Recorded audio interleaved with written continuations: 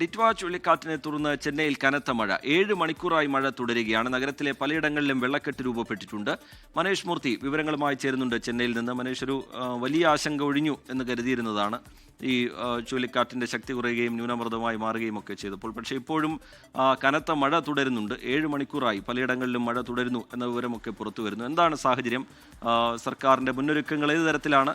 നേരത്തെ തന്നെ ജാഗ്രതാ നിർദ്ദേശം തുടരണം എന്ന അറിയിപ്പ് അവിടെ നൽകിയിട്ടുണ്ട്. എന്താണ് സാഹചര്യം, മനേഷ് മൂർത്തി?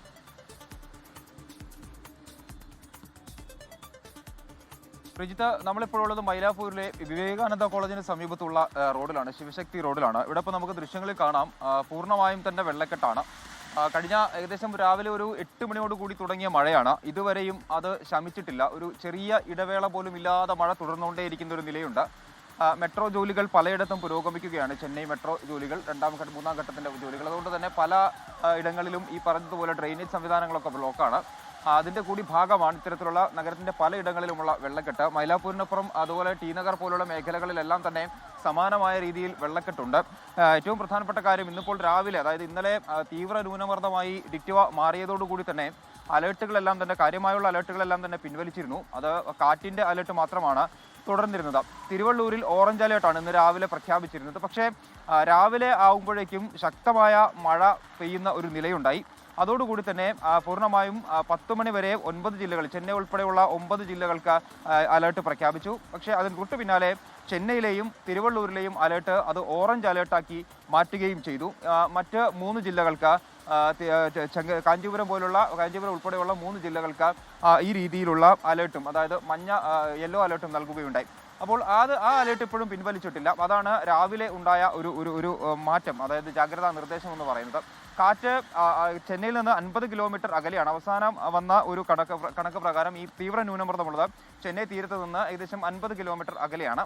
രാത്രിയോടുകൂടി ന്യൂനമർദ്ദമായി മാറും എന്നുള്ളതാണ് കാലാവസ്ഥാ നിരീക്ഷണ കേന്ദ്രം പറയുന്നത്. അതുവരെയും മഴയും ശക്തമായ കാറ്റും, ഏകദേശം 65 കിലോമീറ്ററോളം പെർ ഹവർ, അതായത് 65 കിലോമീറ്റർ വേഗത്തിൽ കാറ്റടിക്കും എന്നുള്ളതാണ് പറയുന്നത്. ഈ രീതിയിൽ ചെന്നൈ നഗരത്തിൻ്റെ പല രീതിയിലും പലയിടങ്ങളിലും വെള്ളക്കെട്ട് രൂപപ്പെട്ടിട്ടുണ്ട്.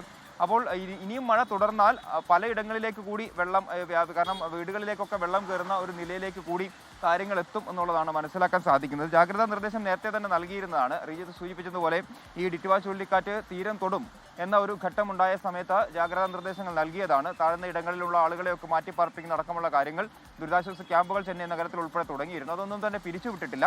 ആ ക്യാമ്പുകളിലൊക്കെ ആളുകളെ എത്തിക്കുക, അല്ലെങ്കിൽ ഈ സമാനമായ രീതിയിൽ മഴ തുടർന്നാൽ, ഇന്നിപ്പോൾ രാത്രിയോടുകൂടി രാത്രിയും മഴ ഇതേപോലെ തുടരുന്ന ഒരു നിലയുണ്ടെങ്കിൽ ആ രീതിയിലേക്ക് കൂടിയുള്ള അലേർട്ടുകളിലേക്കൊക്കെ, അല്ലെങ്കിൽ ജാഗ്രതാ നിർദ്ദേശങ്ങളിലേക്കൊക്കെ പോകേണ്ടി വരും. ആളുകളെ മാറ്റിപ്പാർപ്പിക്കുന്ന ഉൾപ്പെടെയുള്ള കാര്യങ്ങളിലേക്ക് പോകേണ്ടി വരും എന്നുള്ളതാണ് മനസ്സിലാക്കാൻ സാധിക്കുന്നത്. ശരി, ചെന്നൈ നഗരത്തിൽ പലയിടങ്ങളിലും മണിക്കൂറുകളായി മഴ തുടരുന്നുണ്ട്. നഗരത്തിലെ പലയിടങ്ങളിലും വെള്ളക്കെട്ട് രൂപപ്പെട്ട സാഹചര്യമുണ്ട്. ജാഗ്രത തുടരുന്നുണ്ട് തമിഴ്നാട് സംസ്ഥാനത്തൊട്ടാകെ. മനേഷ് മൂർത്തി അതിന്റെ വിശദാംശങ്ങൾ ചെന്നൈയിൽ നിന്ന് പങ്കുവയ്ക്കുകയായിരുന്നു. ലോകത്തെവിടെയായാലും ഏത് സമയത്തും 24 വാർത്തകളും ഓഗ്മെന്റഡ് റിയാലിറ്റി പാക്കേജുകളും എക്സ്പ്ലെയിനറുകളും വിശദമായി കാണാൻ ഞങ്ങളുടെ യൂട്യൂബ് ചാനൽ നിങ്ങൾക്ക് സബ്സ്ക്രൈബ് ചെയ്യാം.